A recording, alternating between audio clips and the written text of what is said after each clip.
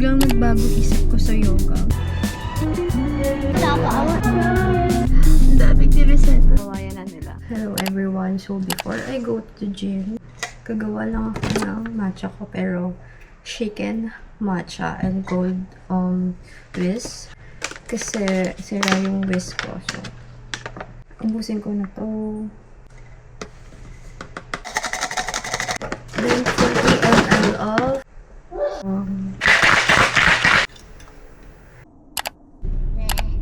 your crop top.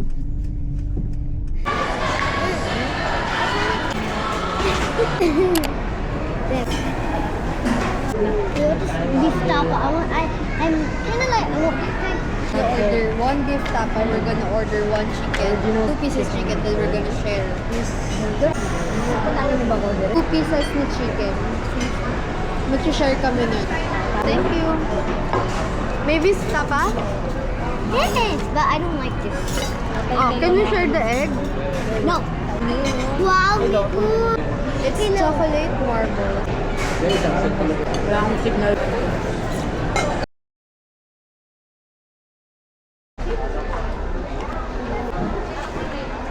So, we're on our way home na. And, sila na lang yung kasama ko. Late na sila magmumulo. Thank you. Good morning, everyone.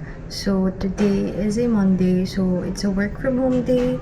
And, kuha tayo syempre ng coffee ko today. Then, syempre, shaken espresso yung gagawin natin. Then, for my milk, first time ko ito-try itong brown sugar milk from Milk Magic. Nakita ko lang to sa grocery, then kinuha ko lang. So, this is a brown sugar and sea salt flavored milk. So, hindi ko lang sure if magugustuhan ko to kasi I don't like sea salt. So, let's do a taste test.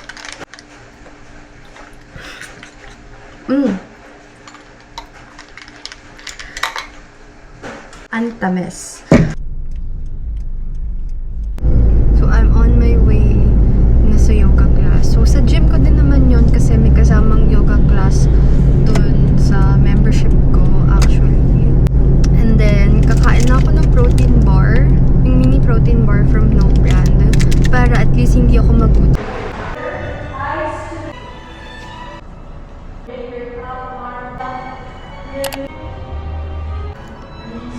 So, I'm done with yoga. And gusto ko lang sabihin na, oh my gosh, sinumbok na naman ng aking katawan. Hi, so, just got home. And may package na dumating. So, this is from the Orange app.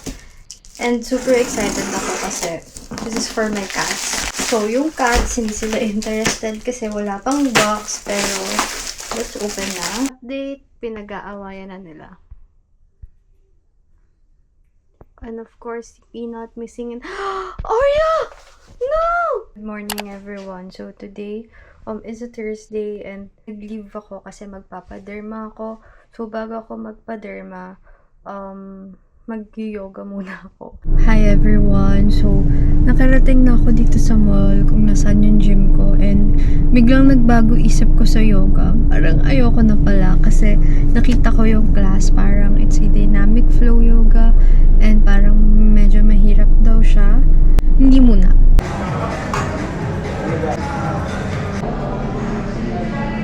Doon na. And lunch time na. So, pupunta muna ako ng Starbucks para mag-lunch. Doon na sa malapit siguro sa derma ko or sa may Marikina na.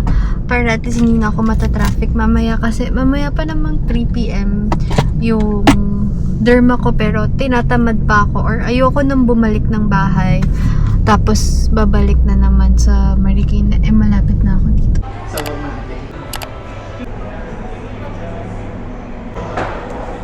Right now, on the way na ako sa derma.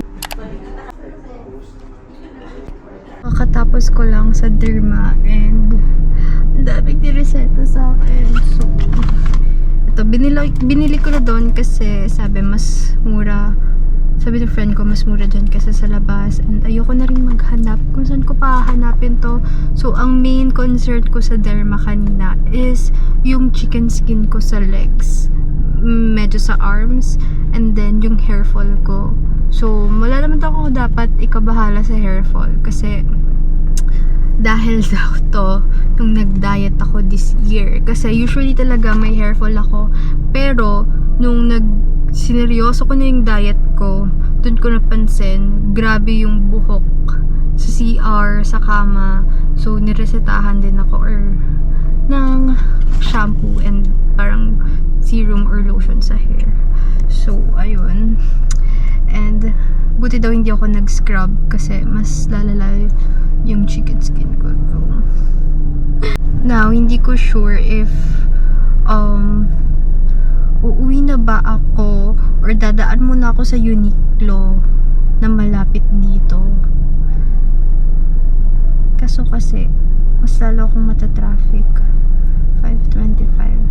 So, 1 hour na kasing biyahe papunta sa amin kasi malapit lang naman ng Marikina pero kasi dahil sa traffic, grabe. So, if di ako dadaan ng Uniqlo, 5:26 ETA. Pero, syempre bababa pa ako, titingin pa ako.